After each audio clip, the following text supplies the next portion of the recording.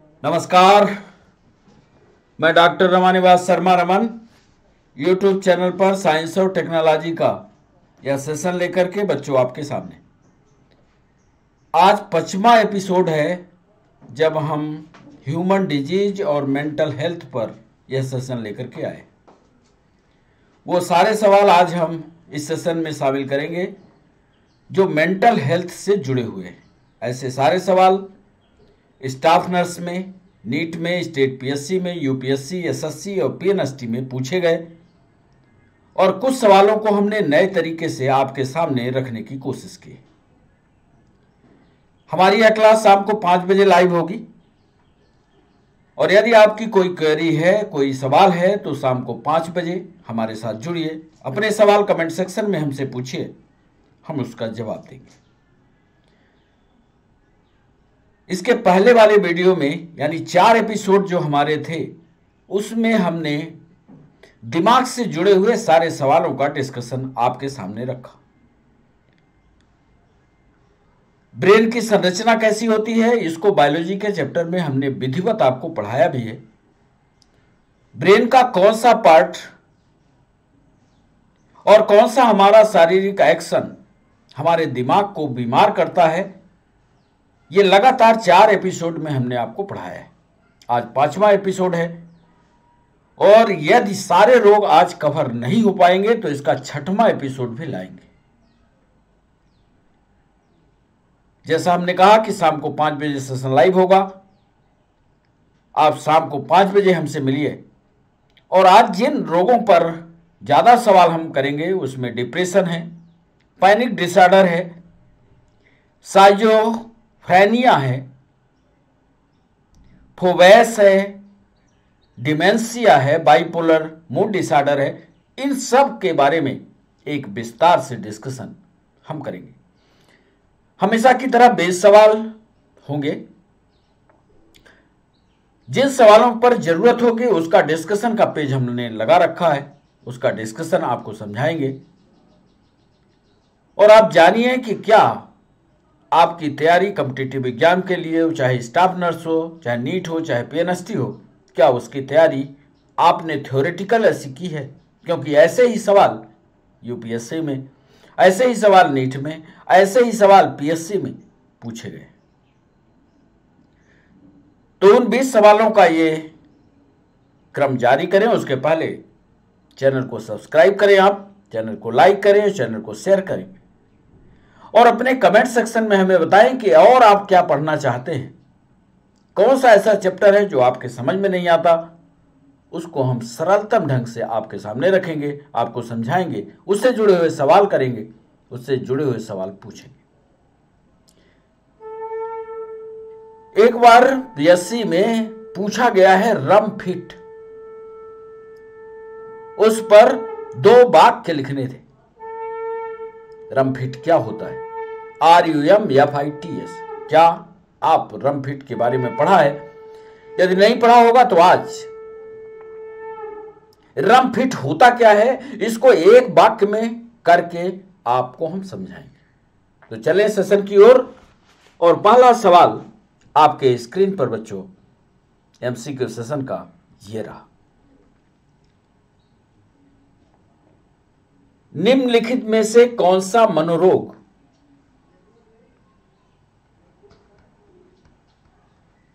निम्नलिखित में से कौन सा मनोरोग सामान्यतः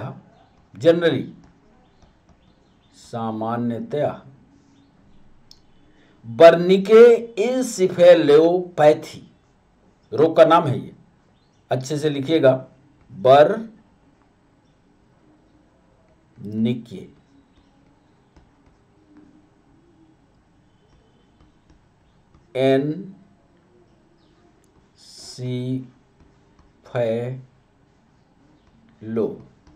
एनसेफेलोपैथी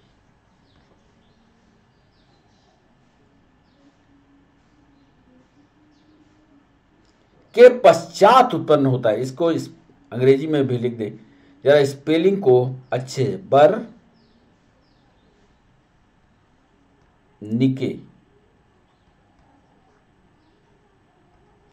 इंसेफेलोपैथी एक रोग है। कौन सा मनोरोग सामान्यतः बर्निके इंसेफेलोपैथी के पश्चात उत्पन्न होता है?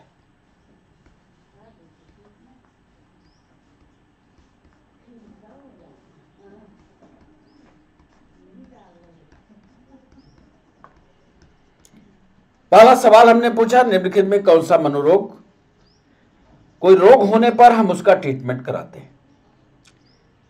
एक पैथी है जिसको बर्निके इंसेफेलोपैथी कहते हैं। बर्निके इंसेफेलोपैथी करने के बाद कौन सा रोग उत्पन्न होता है यह आपको बताना है। क्या वो डिल्यूजन का रोग होता है?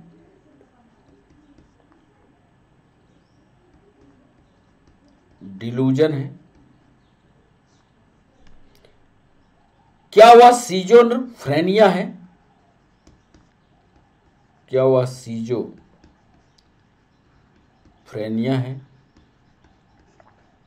सी ऑप्शन दे रहे हैं, क्या वह कोर्साकॉफ साइकोसिस है? कोर्साकॉफ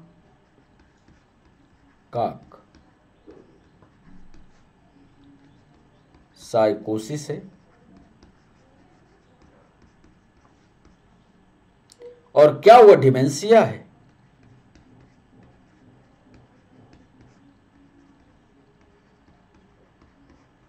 पहला सवाल हमने किया कि एक पैथी कराते हैं, एक ट्रीटमेंट कराते हैं जब आप मेंटल डिसऑर्डर पर होते हैं। वो पैथी है रिंकी इंसेफेलोपैथी। उसके बाद कराने के बाद, ये पैथी होने के बाद आपके शरीर में एक रोग होता है, एक मेंटल डिसऑर्डर होता है। क्या उसको डिल्यूजन कहते हैं? ये सारे रोगों के बारे में इसके पहले वाले एपिसोड में, पहले वाले वीडियो में सारा कुछ डिस्कशन हो चुका है। डिल्यूजन क्या है, सिजोफ्रेनिया क्या है, डिमेंशिया, सब कुछ बता चुके हैं। आज आपको बताना है कि रिंकिन इंसेफेलोपैथी के बाद कौन सा रोग उत्पन्न होता है। सही जवाब कमेंट सेक्शन में आप हमको बताइए। दूसरा सवाल, अच्छा बच्चों, जो इसका उत्तर है उसका हम विधिवत डिस्कशन आपके सामने रखेंगे ताकि आपको याद हो जाए। और जो बच्चे 11th और 12th की तैयारी कर रहे हैं या नीट की तैयारी कर रहे हैं उनको नोट्स बनाने में आसानी हो। दूसरा सवाल जो यूपीएससी में, पीएससी में दोनों में पूछा गया, राइट 2 सेंटेंस अबाउट रमफोर्ट, रमपिट्स,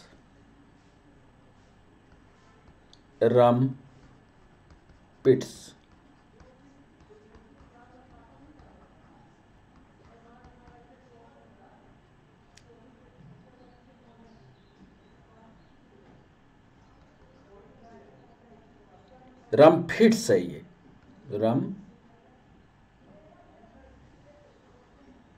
रमफिट्स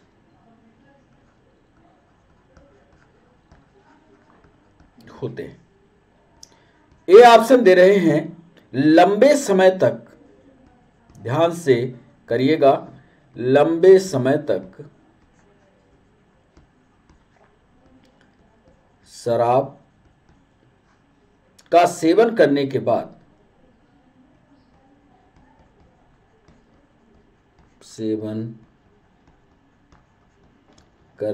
बाद, अचानक छोड़ने पर आने वाला लक्षण, अचानक छोड़ने पर आने वाला लक्षण। बी ऑप्शन दे रहे हैं प्रसव के पश्चात उत्पन्न होने वाले दौरे। बी ऑप्शन देखिएगा, प्रसव के उपरांत आने वाले दौरे। सी ऑप्शन दे रहे हैं बचपन के दौरान बचपन के दौरान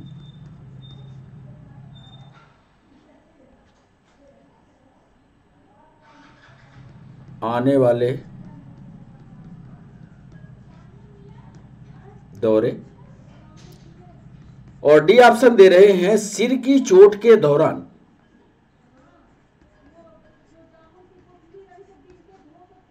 सिर की चोट के दौरान, चोट के दौरान उत्पन्न होने वाले दौरे। बड़ा इंपॉर्टेंट सवाल है। सिर की चोट के दौरान उत्पन्न होने वाले दौरे। रम फिट्स होता है, सवाल को सुनिएगा, रम फिट्स कब होता है? इस पर यदि 2 लाइन लिखना हो तो आप लिख पाओगे, क्योंकि यदि सही उत्तर पता होगा तो 2 लाइन लिखना, या आज पता हो जाएगा तो 2 लाइन लिख पाओगे। हमने दिया ऑप्शन ए, लंबे समय तक शराब का सेवन करने के बाद अचानक छोड़ने पर आदमी जो है कुछ व्याकुल व्याकुल दिखता है। प्रसव होने के बाद, कुछ महिलाएं बच्चे को जन्म देने के बाद कभी कभी उनको वो दर्द का एहसास होता है और वो ऐसा लक्षण दिखाती है जैसे मिर्गी आ गई हो उनको। बचपन के दौरान ये दौरे हैं क्या? सिर की चोट के दौरान उत्पन्न होने वाले दौरे हैं। ये दूसरा सवाल था। सही जवाब डिस्कशन के कमेंट बॉक्स में करिएगा, हम इसको आपको समझाएंगे। तीसरा सवाल, डिप्सोमैनिया एक रोग, मेंटल डिसऑर्डर का, डिप्सोमैनिया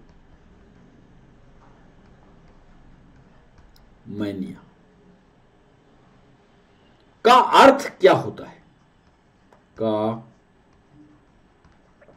अर्थ होता है,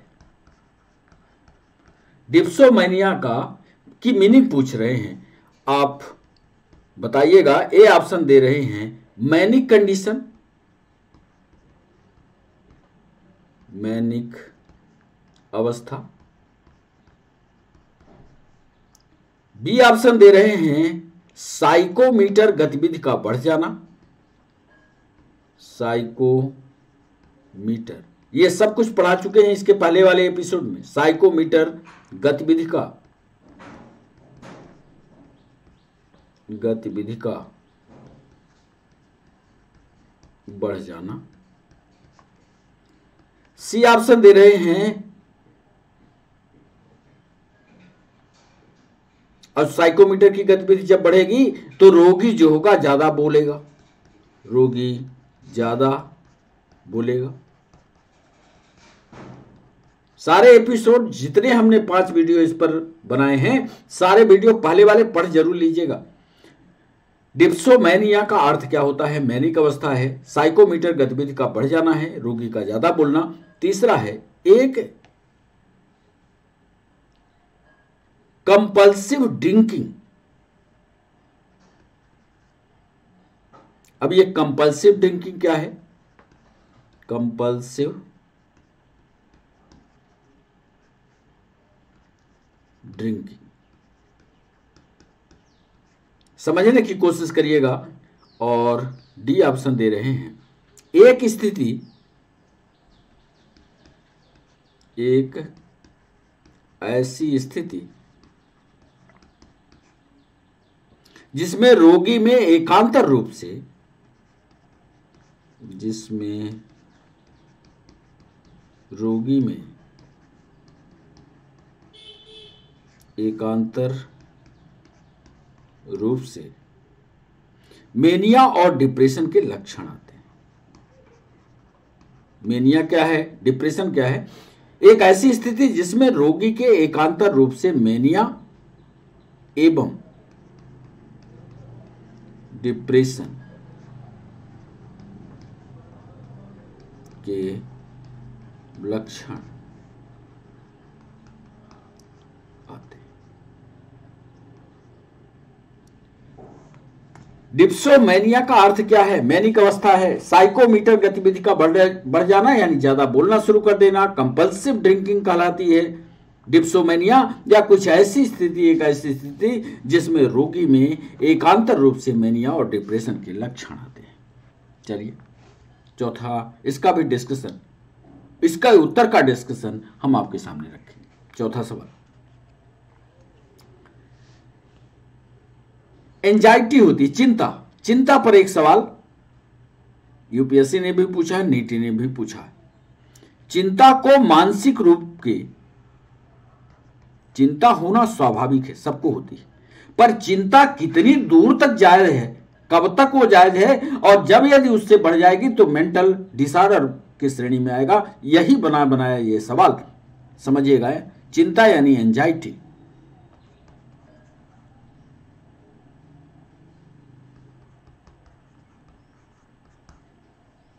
को मानसिक रोग की श्रेणी में, को मानसिक रोग की श्रेणी में रखने के लिए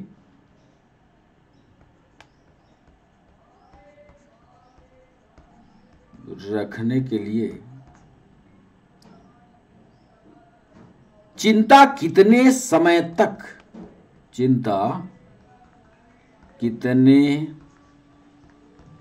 समय तक रहनी चाहिए? बड़ा जरूरी सवाल है, प्रैक्टिकल जीवन के लिए ये बड़ा इंपॉर्टेंट है। आए परीक्षा में ना आए, पर चिंता आपकी कितने समय तक रहनी चाहिए कि वो मेंटल डिसऑर्डर ना हो जाए, ये समझ लीजिएगा। ए ऑप्शन दे रहे, 2 माह तक, 2 महीने तक। बी ऑप्शन दे रहे हैं 4 माह तक। सी ऑप्शन दे रहे हैं 5 माह तक, और डी ऑप्शन दे रहे हैं 6 माह तक। चिंता मानसिक रोग की श्रेणी में आ जाए, इसके लिए समय कितना होना चाहिए? 2 महीने, 4 महीने, 5 महीने, 6 महीने? इसका भी सही जवाब कीजिएगा। 5वां सवाल आपके स्क्रीन पर, ये मानसिक रोग से ही जुड़ा हुआ सवाल। देखिए इस सवाल को हमने कैसे बनाया। स्वयं को असहाय, स्वयं को असहाय मतलब हमारे पास कुछ नहीं, ऐसा हमारे दिमाग में जब चलने लगे, हम कुछ कर नहीं सकते, हम आगे बढ़ नहीं सकते, जब ऐसा चले तो उसको कहते हैं असहाय। स्वयं को असहाय। निराश एवं बेकार समझना, निराश एवं बेकार समझना।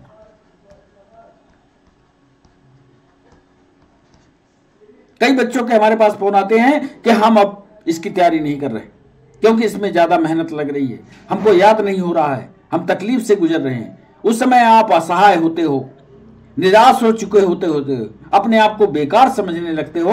उसी बात को हमने लिखा कि जब आप स्वयं को असहाय, निराश एवं बेकार समझना किस मानसिक रोग का लक्षण है, मतलब आप मेंटल डिसऑर्डर में चले गए। किस मानसिक रोग का?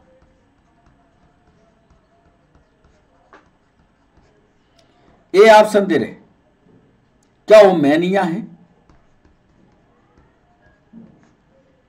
बी ऑप्शन दे रहे हैं, क्या वह डिप्रेशन है? सी ऑप्शन दे रहे हैं, क्या वह सिजोफ्रेनिया है?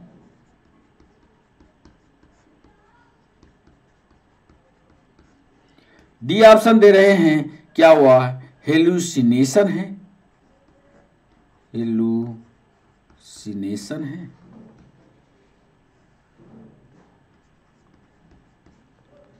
स्वयं को जब आप निराश मान लिए, असहाय मान लिए, बेकार समझ लिए, उस समय आप मेंटल डिजीज में चले गए। इसको भी विस्तार से हम सही उत्तर आप करने की कोशिश करिएगा, इसका भी विस्तार पूर्वक हम जवाब आपको देंगे। 6वां सवाल,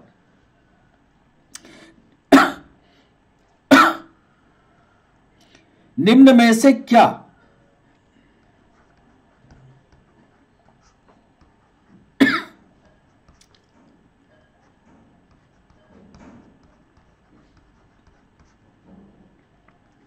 डिप्रेशन का लक्षण नहीं है।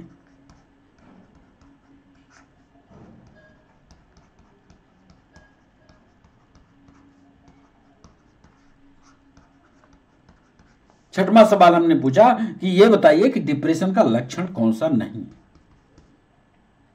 दिनचर्या में अरुचि, जो आप काम कर रहे हैं उसमें अरुचि हो जाए।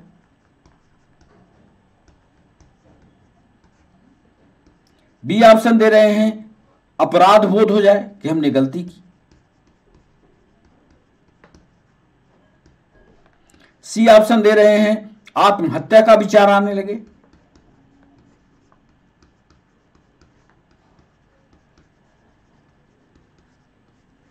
और डी ऑप्शन दे रहे हैं भव्यता का आभास हो।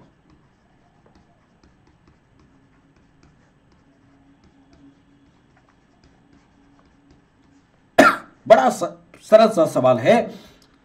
यदि आप किसी डिप्रेस आदमी को देखे हो या डिप्रेशन में कभी रहे हो, अपने ऊपर प्रैक्टिकल करके इस प्रश्न का जवाब करिएगा कि दिनचर्या में रुचि हो जाती है, अपने आप में गलती कहां हमने की ये महसूस होने लगता है, बार बार आत्महत्या करने की इच्छा पड़ती है। सही जवाब कमेंट सेक्शन में बताइए। 7वां सवाल आपके स्क्रीन पर यह रहा। साइकोलॉजिकल कारकों की वजह से या मनोवैज्ञानिक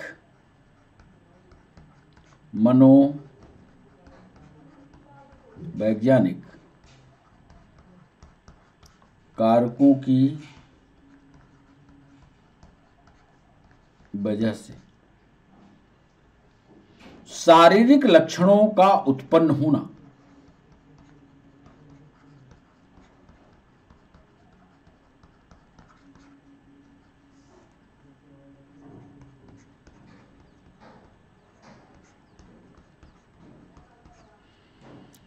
मनोवैज्ञानिक कारकों की वजह से शारीरिक लक्षणों का उत्पन्न होना किस विकार के अंतर्गत आता है?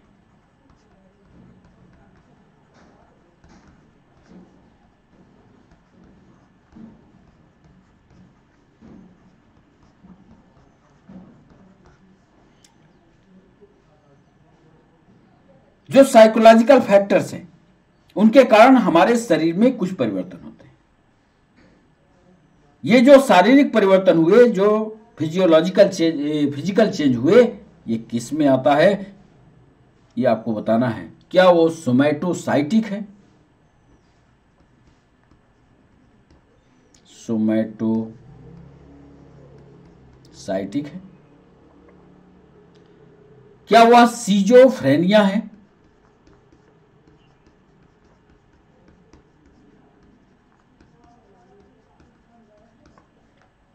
सी ऑप्शन दे रहे हैं क्या साइकोसोमैटिक डिजीज है?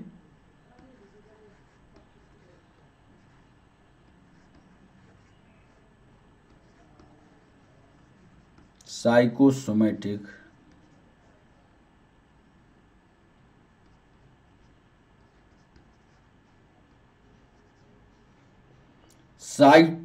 साइकोसोमैटिक डिजीज है। और डी ऑप्शन दे रहे हैं क्या वह फोबिक रोग है, डरने वाला रोग है? हमने पूछा मनोवैज्ञानिक कारकों की वजह से शारीरिक लक्षणों का उत्पन्न होना किस विकार के अंतर्गत आता है? सोमैटोसाइटिक है, सीजोफ्रेनिया है, साइकोसोमैटिक डिजीज है या फोबिक रोग है? 8वां सवाल आपके स्क्रीन पर। एक मानसिक रोग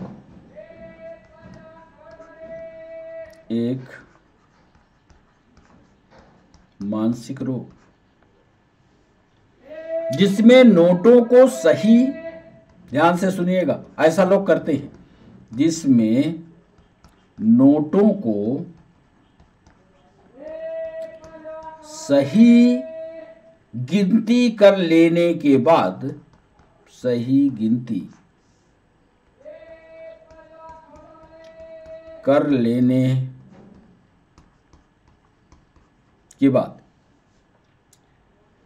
भी, मान लीजिए एक आदमी है जो नोट गिन रहा था, उसमें 100 नोट थे, 100 गिनने के बाद भी वो आदमी संतुष्ट नहीं है। एक मानसिक रोग जिसमें नोटों की सही गिनती कर लेने के बाद भी व्यक्ति के मन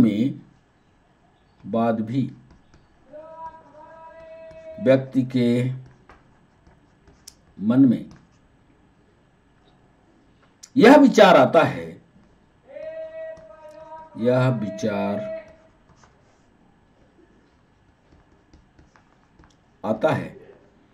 कि नंबर ऑफ नोट्स सही है या गलत। इस तरह से मानसिक रोगी जो है नोटों की गिनती तो करता है, सही करता है, लेकिन उसको अपने आप पर कॉन्फिडेंस नहीं होता कि वास्तव में इतने नोट हैं या नहीं। इसके लिए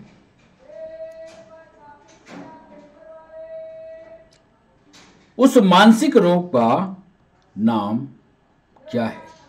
उस मानसिक रोग का नाम है, ये ऑप्शन दे रहे हैं। क्या वो कंपल्सन है?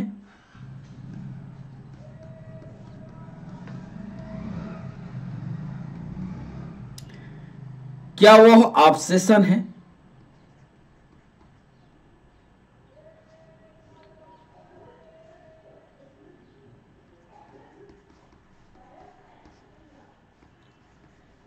सी ऑप्शन दे रहे हैं, क्या डिल्यूशन है?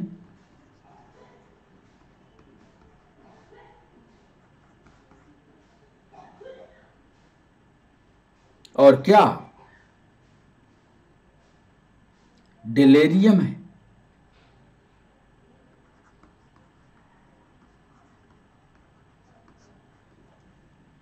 एक मानसिक रोग जिसमें नोटों को सही गिनती करने के बाद भी व्यक्ति के मन में यह विचार उठता है कि जो हमने गिना वो नोटों की संख्या सही है या गलत है। यह रोग कौन सा कहलाता है? क्या कंपल्सन है? क्या ऑब्सेशन है? क्या डिल्यूशन है? क्या डेल्जियम है? सही उत्तर कमेंट सेक्शन में भेजिएगा। तब तक हम आपको 9वां सवाल पूछते हैं। एक मानसिक रोग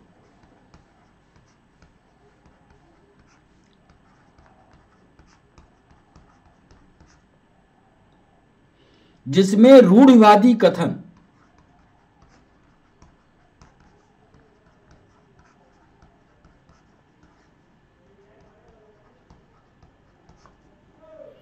एक मानसिक रोग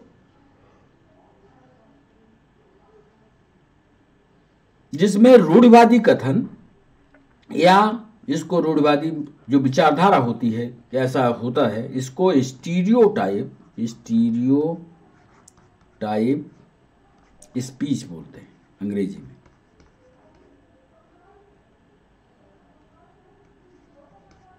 स्टीरियोटाइप स्पीच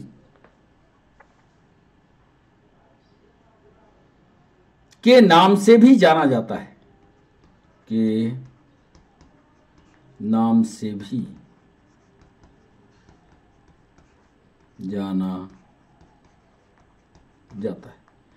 ये ऑप्शन दे रहे हैं। क्या वह मैनरिज्म है?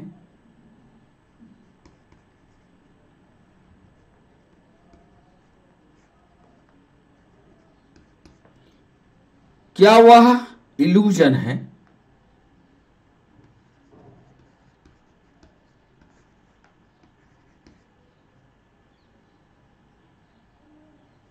क्या वह हेलुसिनेशन है?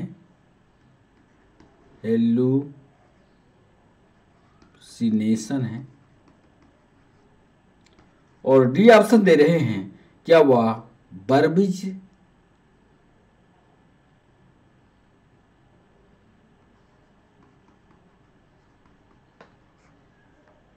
बर्बिज रेशन।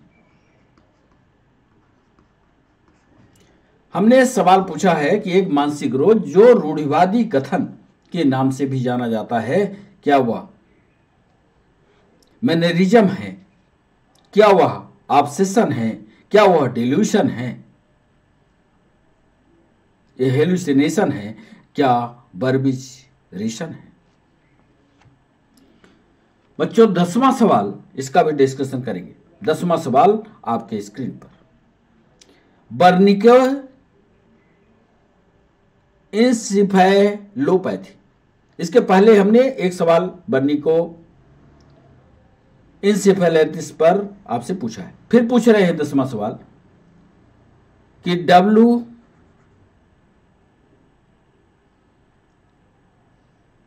बर्निके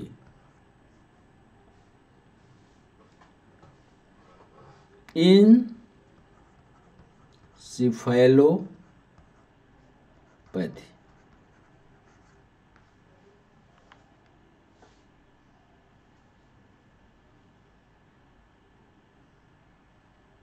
किसकी कमी से होता है?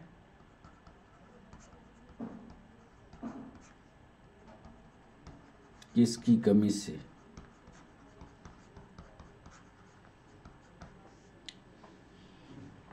क्या वो थायमिन की कमी से?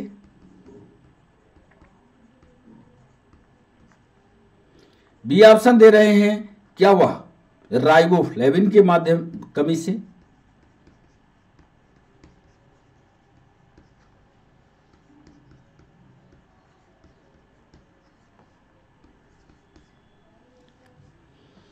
क्या वह विटामिन डी के?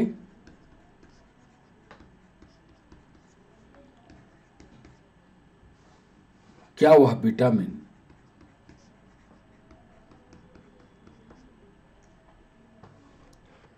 वर्निके इंसेफेलोपैथी किसकी कमी से कारण होता है? क्या वो थायमिन है, क्या वो राइबोफ्लेविन की कमी है, क्या वो विटामिन डी की कमी है, या क्या वो विटामिन ई की कमी है? 11वां सवाल आपके स्क्रीन पर। एक मानसिक रोग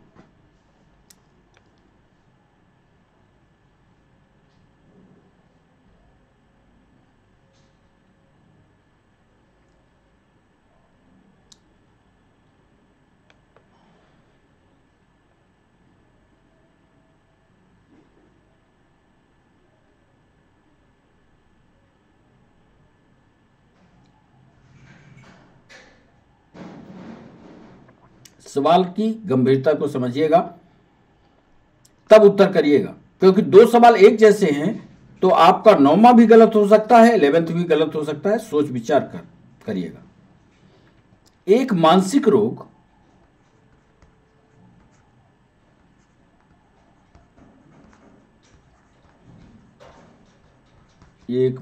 रोग जिसे रूढ़िवादी गति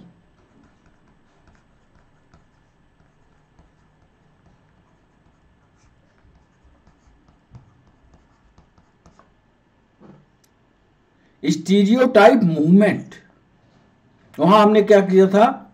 स्टीरियोटाइप स्पीच, यहां कह रहे हैं स्टीरियोटाइप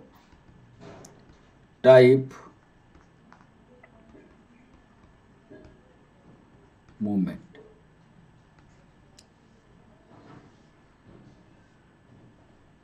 के नाम से भी जाना जाता है,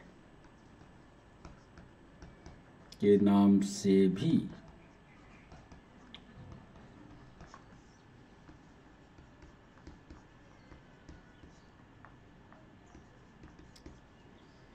ये ऑप्शन दे रहे हैं, क्या वह मैनरिज्म है? मैनरिज्म है या मेनिया से आया हुआ है? क्या वह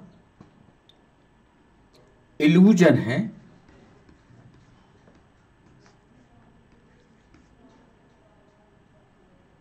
क्या वह हेलुसिनेशन है?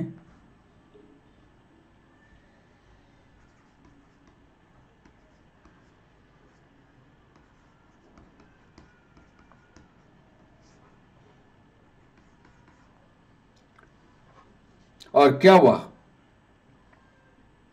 बर्बिजेशन है?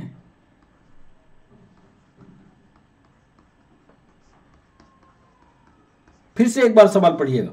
एक मानसिक रोग जिसमें रूढ़िवादी गति, यहां स्टीरियोटाइप मूवमेंट है, जरा पीछे आइए। एक मानसिक रोग जिसमें रूढ़िवादी कथन, स्टीरियोटाइप स्पीच, दोनों में अंतर है। सवाल दोनों अलग अलग वक्त में नीट में और यूपीएससी में पूछे गए।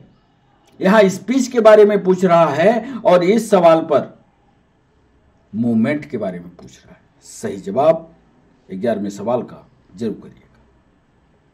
12वां सवाल, इसका डिस्कशन भी करेंगे। 12वां सवाल, विचार संबंधी विकार।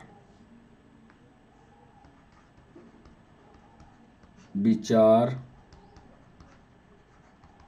संबंधी विकार, इसको डिल्यूजन कहते हैं।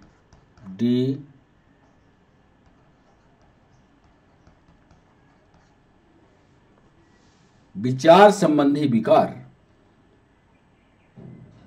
का अर्थ होता है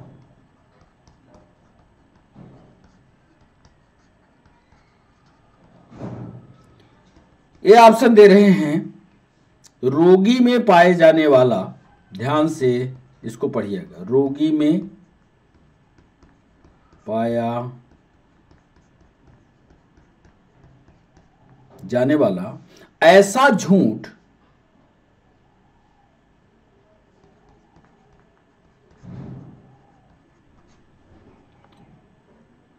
एवं स्थायी विश्वास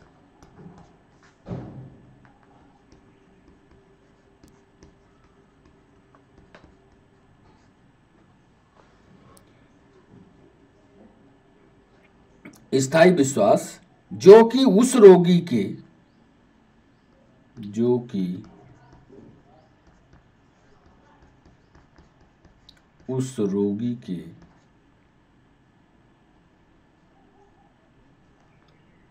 मेंटल लेवल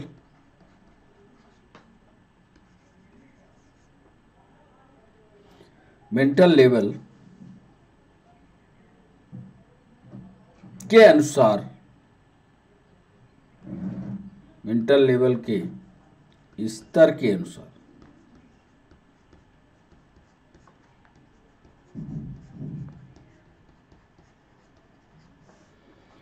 बी ऑप्शन दे रहे हैं, किसी उद्दीपन की अनुपस्थिति में भी, स्टिमुलस, किसी उद्दीपन की अनुपस्थिति में भी,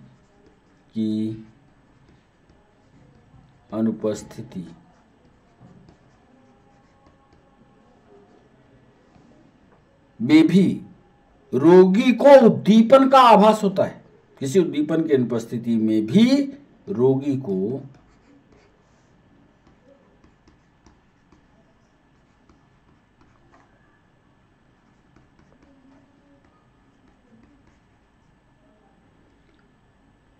आभास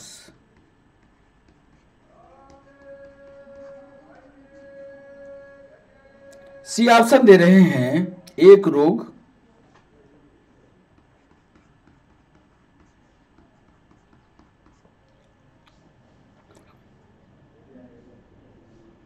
जिसमें व्यक्ति स्वस्थ होने के बावजूद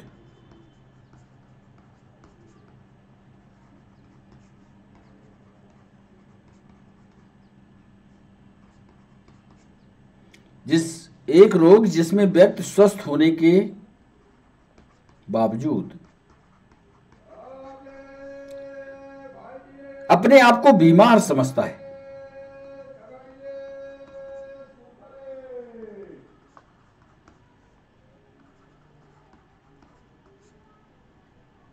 अपने आप को बीमार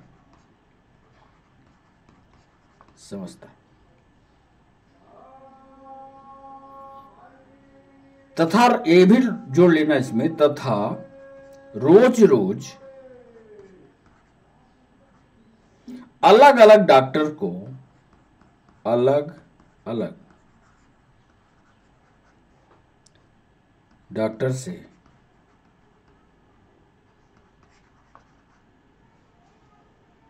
तो ये हमारा 12वां सवाल था। विचार संबंधी विकार का अर्थ क्या है? क्या वो रोगी में पाया जाने वाला ऐसा झूठ है या स्थायी विश्वास है जो कि उस रोगी के मेंटल लेवल के स्तर के अनुसार नहीं होता? किसी उद्दीपन की अनुपस्थिति में भी रोगी को उद्दीपन का आभास होता है। एक रोग जिसमें व्यक्ति स्वस्थ होने के बावजूद भी अपने आप को बीमार बताता है तथा रोज रोज नए डॉक्टर को बदलता है और हर डॉक्टर को दिखाता है नए सिरे से। तो ये हमारा 12वां सवाल। 13वां सवाल बच्चों आपके स्क्रीन पर, इनमें बड़ा मजेदार सवाल है। इनमें से किन में डिप्रेशन अधिक होता है?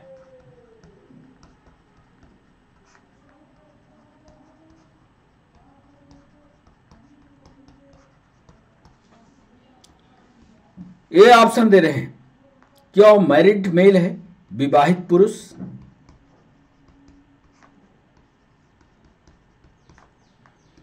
बी ऑप्शन दे रहे हैं क्या वह अविवाहित पुरुष है,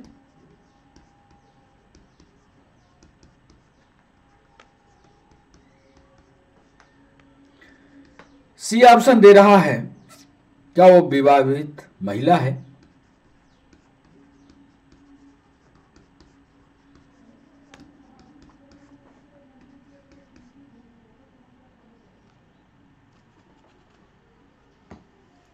या ऐसी महिला जिसके 2 बच्चे हैं, ऐसी महिला जिसके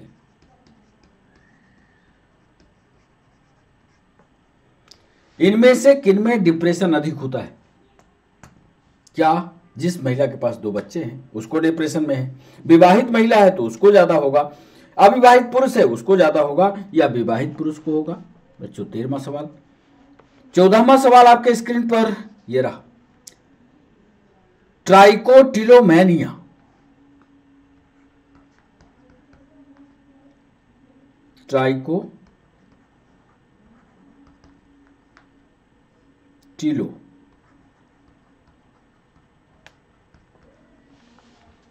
ट्राइकोटिलोमैनिया का अर्थ क्या है?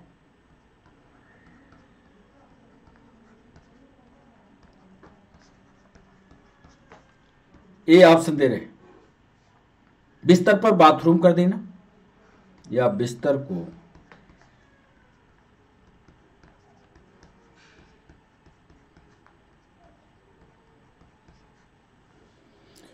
को गीला करना है। बी ऑप्शन दे रहे हैं, असामान्य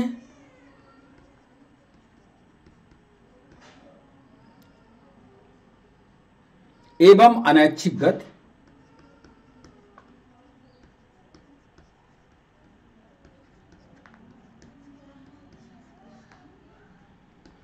सी ऑप्शन दे रहे हैं, स्वयं के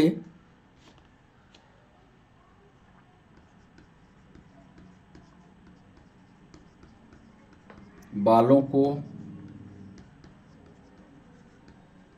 खींचना, और डी ऑप्शन दे रहे हैं, किसी वाक्य का बार बार उच्चारण करना।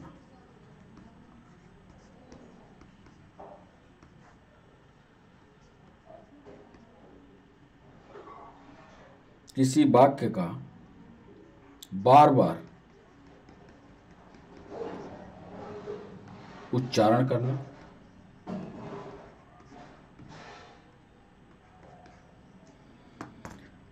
ट्राइकोटिलोमैनिया का अर्थ क्या होता है? बिस्तर को गीला करना, असामान्य रूप से अनैच्छिक गति करना, स्वयं के बालों को खींचना, या किसी वाक्य का बार बार उच्चारण करना। इसका भी डिस्कशन लगाएंगे। 15वां सवाल, डिप्सोमैनिया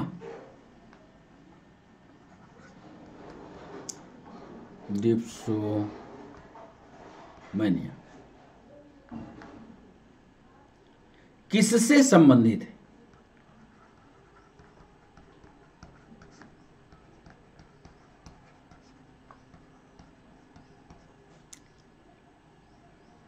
क्या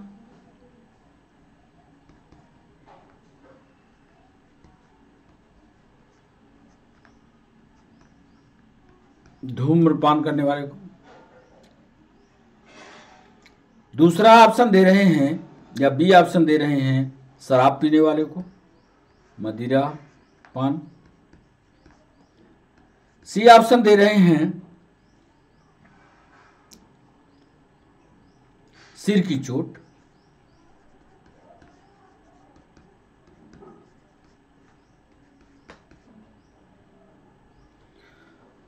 और डी ऑप्शन दे रहे हैं पार्किंसन रोग, किंजे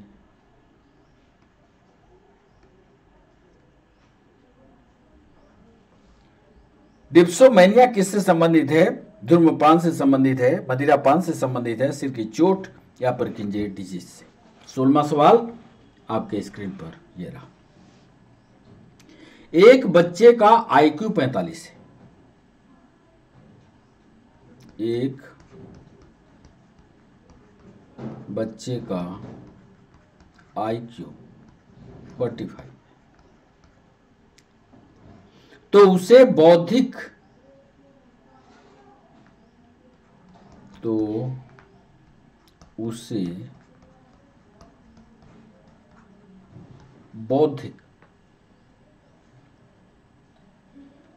अशक्तता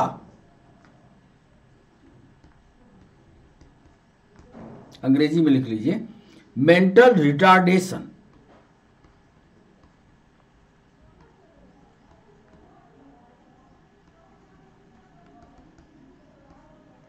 मेंटल रिटार्डेशन की किस श्रेणी में रखा जाएगा?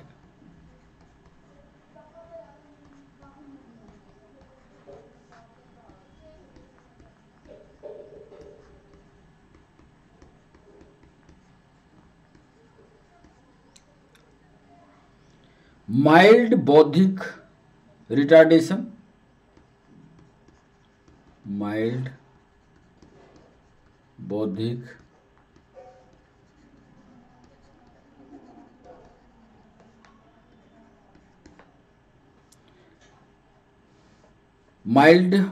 रिटार्डेशन, मॉडरेट बौद्धिक रिटार्डेशन,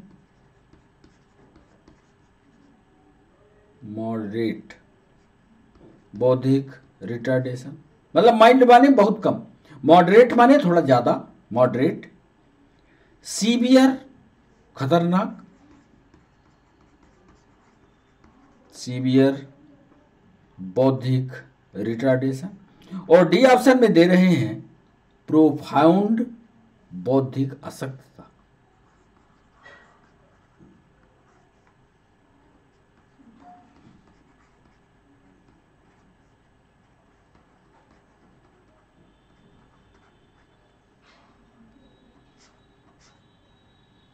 प्रोफाउंड बौद्धिक रिटार्डेशन।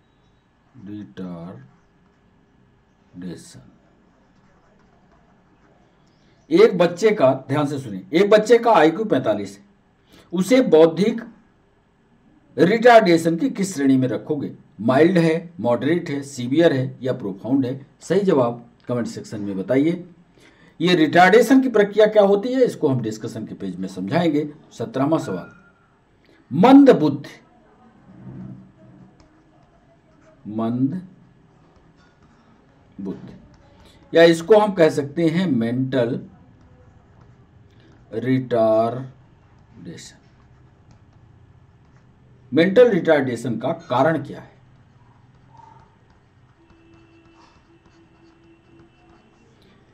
ए ऑप्शन दे रहे हैं डाउन सिंड्रोम, ये तो कई बार हमने आपको पढ़ाया है, डाउन सिंड्रोम अनअकैडमी के प्लेटफॉर्म से पढ़ाया है। बी ऑप्शन दे रहे हैं माइक्रोसिफेली,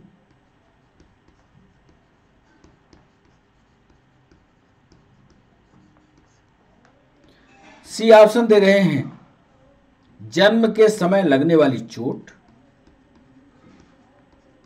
जन्म के समय लगने वाली चोट,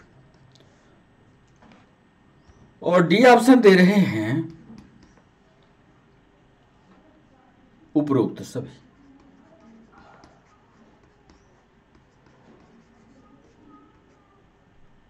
मेंटल रिटार्डेशन किसको? मंद बुद्धि। अक्सर आपने सुना होगा लोग कहते हैं कि ये बच्चा जो है मंद बुद्धि की श्रेणी में।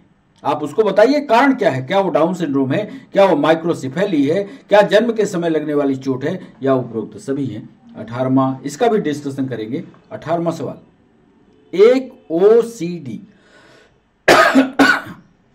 पहले सवाल को अच्छी तरह से लिख लीजिएगा। एक ओसीडी से ग्रसित व्यक्ति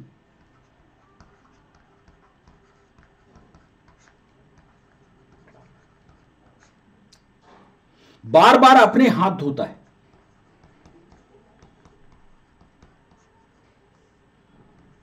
बार बार अपने हाथ,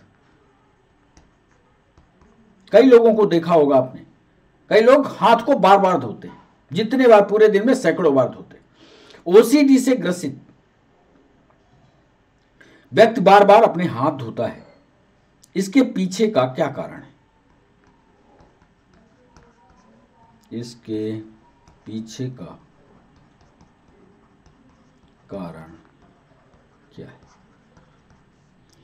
ए ऑप्शन दे रहे हैं, वह स्वयं को संक्रमण से बचा रहा, वह स्वयं को संक्रमण से बचा रहा। बी ऑप्शन दे रहे हैं, वह स्वयं को गंदगी से बचा रहा।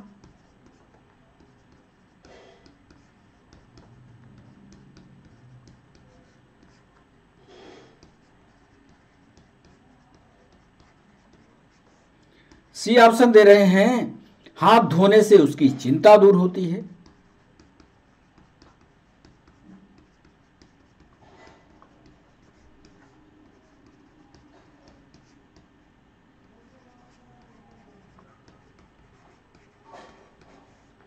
और डी ऑप्शन दे रहे हैं, ऐसा करने के लिए,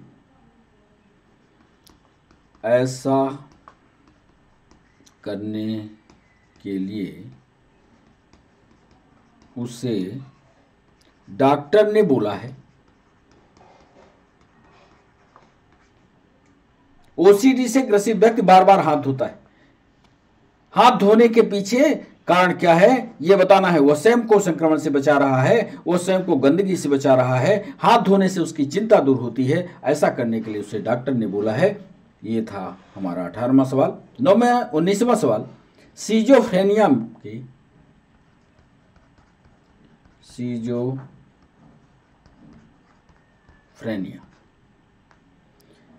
के कौन से प्रकार में, के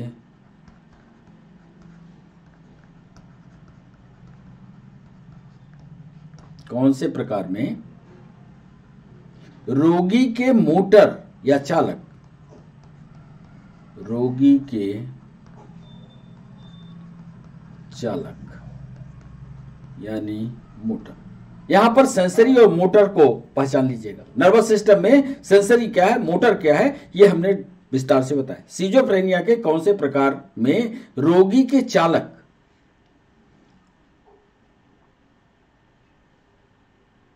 व्यवहार में अत्यधिक, व्यवहार में अत्यधिक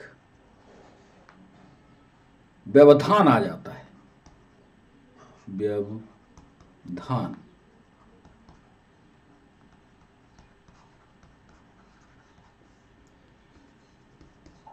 ये ऑप्शन केटाटोनिक, केटाटोनिक सीजोफ्रेनिया।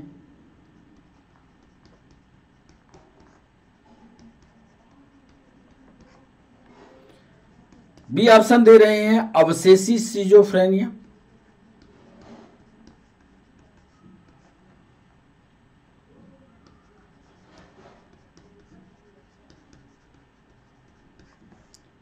सी ऑप्शन दे रहे हैं हेबेफ्रेनिक, हेबेफ्रेनिक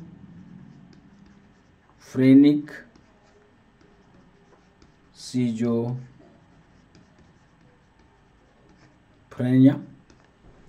और डी ऑप्शन दे रहे हैं पैरानॉइड सीजोफ्रेनिया।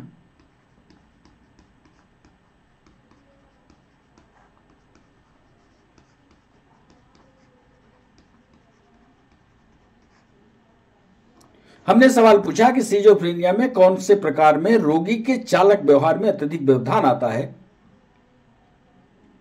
चालक माने एक होता है सेंसरी, एक होता है मोटर। सेंसरी जो है मैसेज ब्रेन को देता है, अब मोटर जो है मैसेज को अंग तक पहुंचाता है और उस अंग के द्वारा, उस मैसेज के द्वारा अंग क्रिया करता है। अब बताइएगा, केटाटोनिक सिजोफ्रेनिया, अवशेषी सिजोफ्रेनिया, हेबेफ्रेनिक सिजोफ्रेनिया या पैरानाइड सिजोफ्रेनिया है। 20वां और अंतिम सवाल आपके सामने, एक सिजोफ्रेनिया से ग्रसित रोगी की, एक सिजोफ्रेनिया से ग्रसित रोगी की सामाजिकता का स्तर बढ़ाने के लिए, सामाजिकता का स्तर बढ़ाने के लिए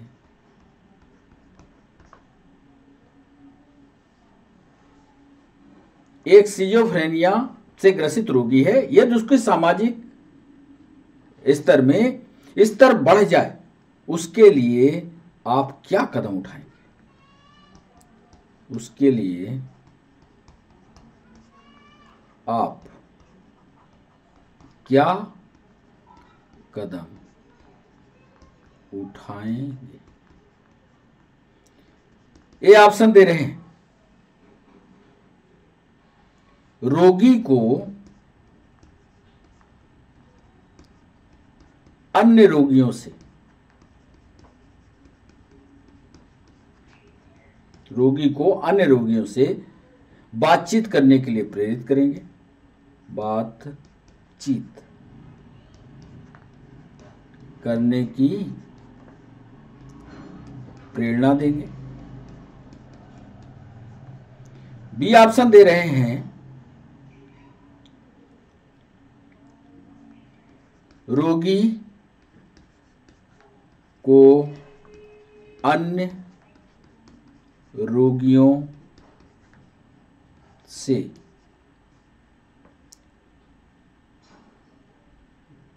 खिलवाएंगे, मतलब एक रोगी दूसरे रोगी के साथ कोई गेम खेले, क्या ये करेंगे? सी ऑप्शन, अब यदि आपको सिजोफ्रेनिया पता होगा तभी ये उत्तर बनेगा। यदि रोगी समूह में, यदि रोगी समूह में अच्छी गतिविधि करता है, मतलब जो रोगी है और ग्रुप में बैठा हुआ है, अच्छी गतिविधि कर रहा है, अच्छा प्रेजेंटेशन कर रहा है, यदि रोगी समूह में अच्छी गतिविधि करता है,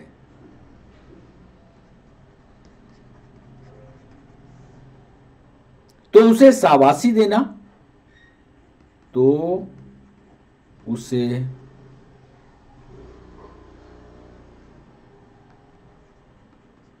शाबाशी देना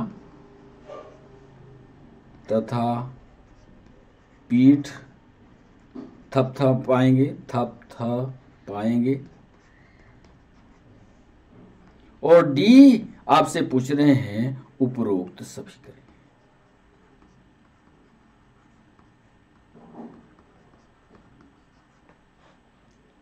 इस सवाल को समझ लीजिए। सिजोफ्रेनिया, अब सिजोफ्रेनिया आपको पता करना होगा। सिजोफ्रेनिया इसके पहले वाले वीडियो में हमने पढ़ा है। सिजोफ्रेनिया से ग्रसित रोगी की सामाजिकता का स्तर बढ़ाने के लिए, उसके लिए आप क्या कदम उठा सकते हैं? रोगी को अन्य रोगियों से आप बातचीत करने की प्रेरणा देंगे, रोगी को अन्य रोगियों से खिलवाएंगे।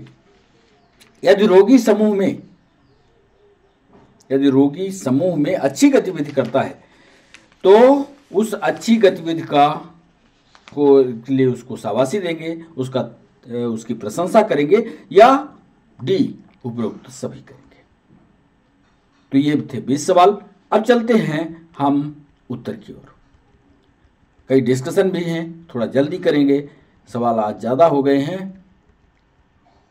पहला सवाल हमने पूछा था, निम्नलिखित में से कौन सा मनोरोग सामान्यतः वर्निके एन्सेफेलोपैथी के पश्चात उत्पन्न होता है।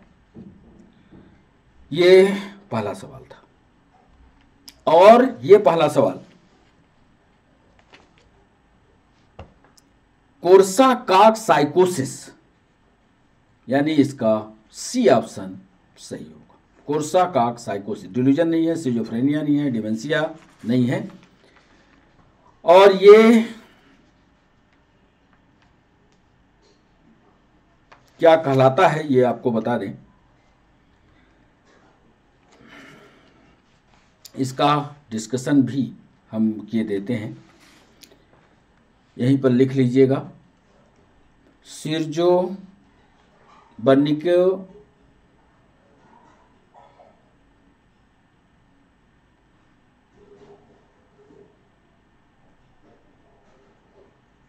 बर्निके एन्सेफेलोपैथी, एन्सेफेलोपैथी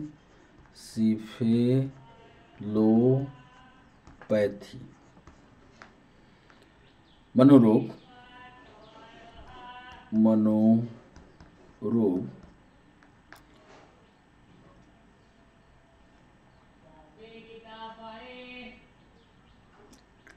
थायमीन की कमी से होते हैं। थायमीन की कमी से होते हैं। एक बात तो ये देखिएगा, और जब थायमीन की कमी हो जाती है तो एक और रोग होता है, जैसे बेरी ये भी रोग थायमीन की कमी से होता है। और इसके अलावा कोर्साकॉफ साइकोसिस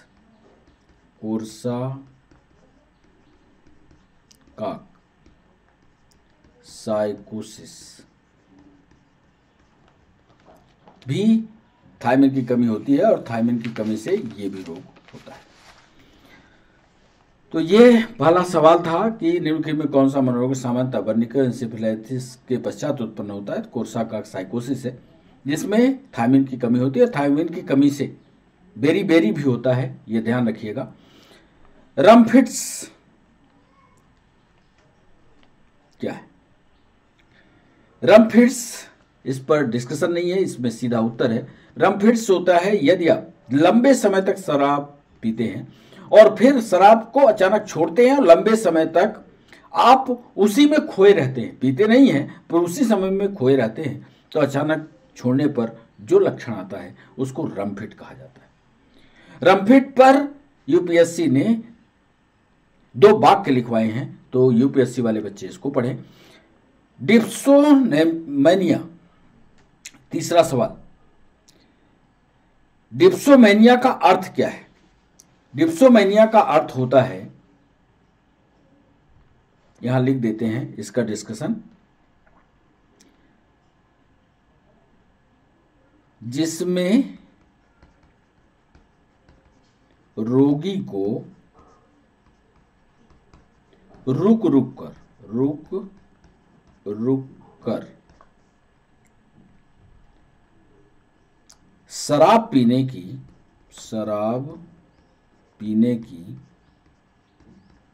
तीव्र इच्छा होती है।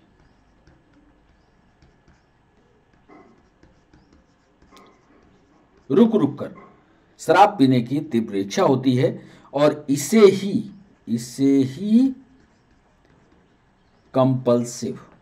कंपल्सिव ड्रिंकिंग कहा जाता है। इसमें रोगी पीता है और पीने के बाद एक बार संतुष्ट हुआ, फिर थोड़ा गैप हुआ, फिर उसकी बार बार पीने की तीव्र इच्छा होती है, और यह कहलाता है कंपल्सिव ड्रिंक। न ये साइकोमीटर वाला है न कुछ है, तो ये इसका सी सही है। चौथा सवाल, चिंता, एंजाइटी, इस पर कोई डिस्कशन नहीं है। एंजाइटी स्वयं को असहाय, निराश एवं बेकार समझना, 5वां सवाल। और ये लक्षण जो है आप भी जानते हैं, ये डिप्रेशन का लक्षण है। डिप्रेशन को पढ़ लीजिएगा, डिप्रेशन पर भी आंसर राइटिंग हुई है एक बार, तो डिप्रेशन क्या होता है, क्या उसके लक्षण, डिप्रेशन पढ़िएगा। ये इसको पढ़ाना पर स्वयं को असहाय, निराश एवं बेकार, इस पर भी लिख लीजिए थोड़ा। निराशा और अवसाद उसी भाषा में लिखाई देते हैं। निराशा और दो शब्द हैं, और अवसाद। निराशा और अवसाद की अवस्था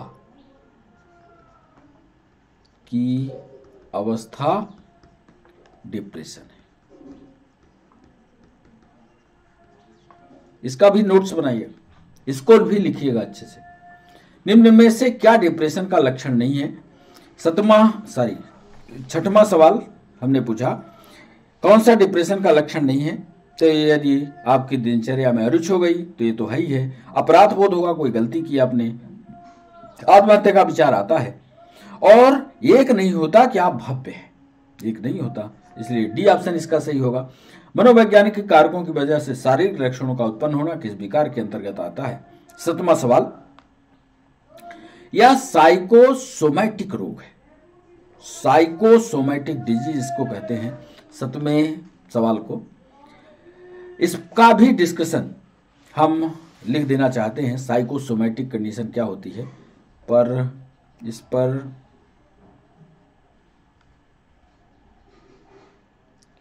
सेल का, चलिए आगे पेज आने पर हम कर देंगे। आप अभी 8वां सवाल करिए। 8वां सवाल हमने पूछा है, एक मानसिक रोग जिसमें नोटों को एक बार गिनने के बाद बार बार वो आदमी सोचता है सही है गलत है, यह चीज कहलाती है 8वें सवाल की ऑब्सेशन। ऑब्सेशन क्या होता है ये यहां बता दिया। 9वां सवाल हमने पूछा था, एक मानसिक रोग जिसमें रूढ़िवादी कथन, कोई स्पीच शब्द, ध्यान रखिएगा यहां स्पीच की बात कर रहे हैं। स्पीच की जब बात करेंगे तो ये जो रोग होगा ये बर्बिजरेशन कहलाता है। क्या?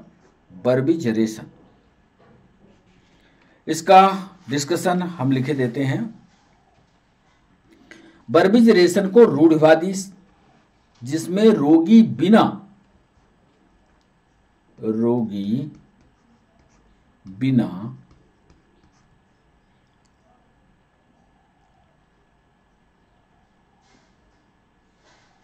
किसी उद्देश्य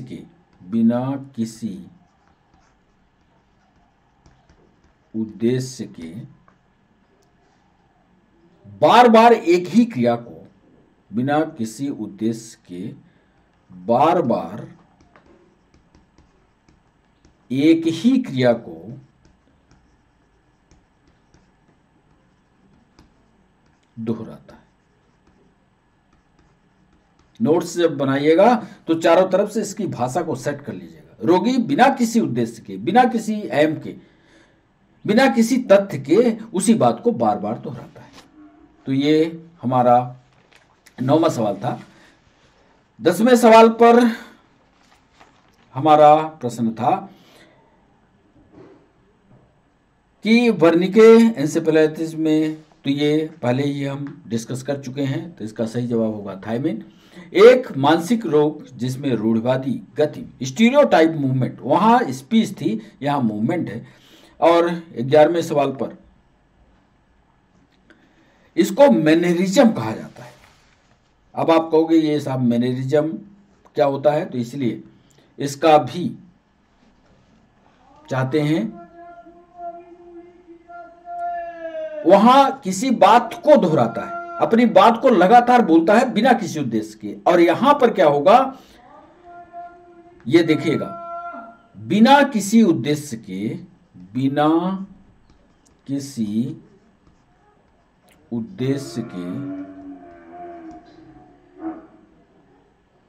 बार बार एक ही क्रिया को, बार बार एक ही क्रिया को, वहां बोल रहा था यहां एक्शन में है, रिएक्शन में है, बार बार एक ही क्रिया को दोहराता है। इसका भी नोट्स बनाइएगा। फिर इसके बाद चलते हैं मंद बुद्धि पर।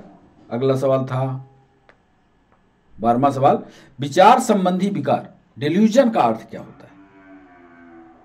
12वां सवाल, इसमें रोगी में पाए जाने वाला ऐसा झूठ एवं स्थायी विश्वास जो कि उस रोगी के मेंटल लेवल के स्तर के अनुसार नहीं होता। ऐसा स्थायी विश्वास, ऐसा झूठ, ऐसा लंबा झोंकता है जिसको आप झोंकने वाला लोग कहते हैं, विचार संबंधी डिल्यूजन कहलाता है, गप, जो उसके मेंटल लेवल से ऊपर। जैसे खड़ा हो कोई आदमी, अरे कल तो हम चांद पर गए थे, क्या ऐसा संभव है? तो जब वो मेंटल लेवल से ऊपर की बात करे तो उसको कहते हैं डिल्यूजन। पढ़ लेना इसको। इनमें से किस में डिप्रेशन अधिक होता है? ये बढ़िया सवाल था। 13वां सवाल, और 13वें सवाल पर, जो भी पुरुष की शादी नहीं होती वो सबसे ज्यादा डिप्रेशन में होता है। सबसे ज्यादा डिप्रेशन का जो आंकड़ा निकाला गया है वो अविवाहित पुरुष में है, इसलिए ध्यान रखिएगा, विवाह जरूरी है। ट्राइकोटिलोमैनिया का अर्थ क्या है? 14वां सवाल, इसका अर्थ है कुछ लोग सीधे बैठे रहते हैं और अपने ही बाल को खींचते रहते हैं। ट्राइकोटिलोमैनिया का अर्थ होता है स्वयं के बालों पर लगातार एक्शन में जाना। यह भी मेंटल बीमारी है। यदि आप बाल खींचते हो छोड़ दीजिए, नहीं तो आप भी मेंटल डिसऑर्डर में शामिल हो जाएंगे। यह मानसिक विकार है। स्वयं का बाल खींचना, स्वयं का बाल खींचना, और ये बाल खींचना पुनरावर्ती हो, मतलब एक बार खींच लिया, ऐसा नहीं, बार बार पुनरावृत्ति कीजिए उसी को।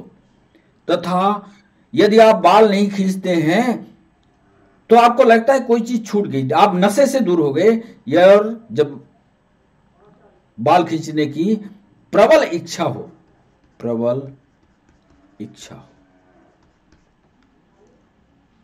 तो इस रोग को कहते हैं ट्राइकोटिलोमैनिया का अर्थ होता है स्वयं के बालों को खींचना। 15वां सवाल था डिप्सोमैनिया किससे संबंधित है? तो इसको तो आप जानते होंगे। डिप्सोमैनिया जो है वो उसका संबंध 15वें सवाल का, शराब पीने वाले लोग जानते हैं इसको, मदिरापान से होता है। एक बच्चे का IQ 45 है तो उसे बौद्धिक अशक्तता रिटार्डेशन की श्रेणी में रखा जाएगा। तो ये कैलकुलेट करके निकालते हैं।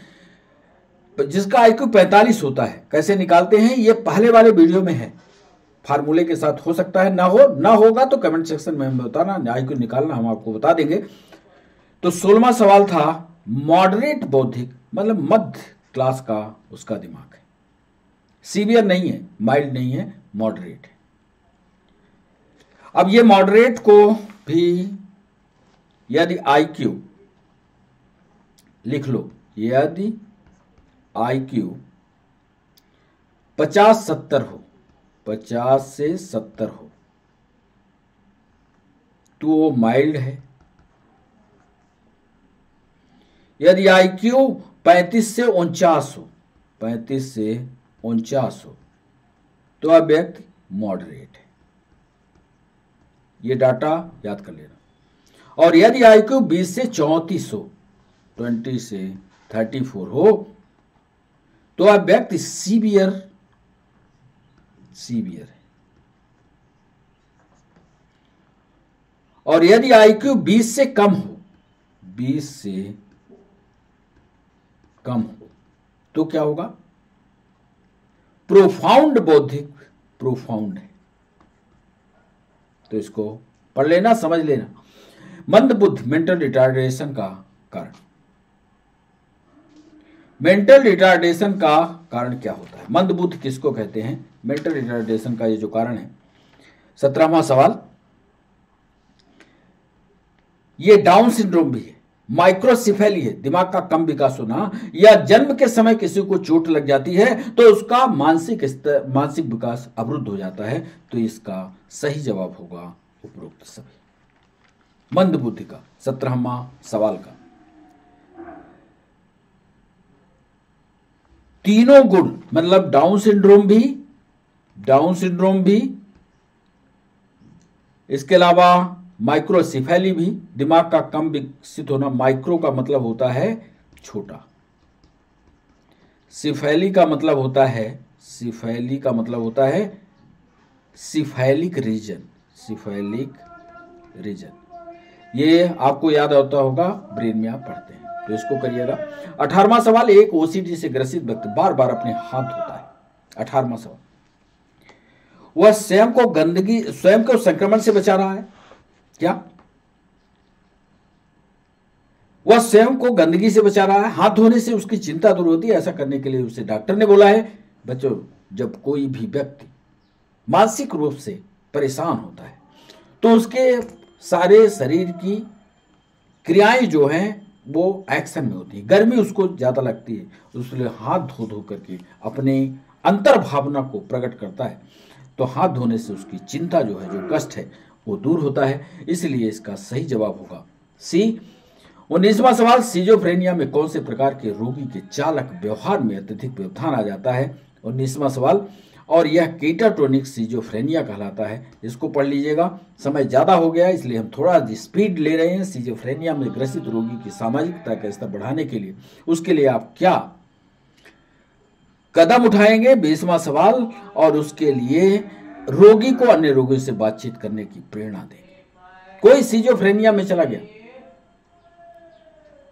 वो किसी से बात नहीं करना चाहता, कोई खेल खेलना नहीं चाहता, अंडरग्राउंड जाना चाहता है, अंधेरे में रहना चाहता है। ऐसे मानसिक रोगी को अन्य रोगी के संपर्क में रखिए, उसको सिखाइए खेलना भी, उसको सिखाइए बातचीत करना भी। यदि रोगी समूह में अच्छी गतिविधि कर रहा है, सिजोफ्रेनिया से ग्रसित है, अच्छी गतिविधि कर रहा है, तो उसे शाबाशी भी दीजिए, यानी उपरोक्त सभी करेंगे।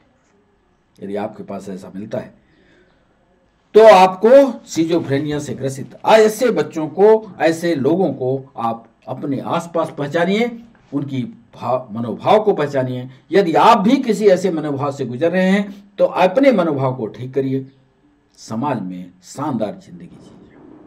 तो बच्चों, अब चलने का हुआ समय। आज का सेशन बस यहीं तक, फिर मिलते हैं नए सेशन के साथ। तब तक के लिए बाय बाय, नमस्कार।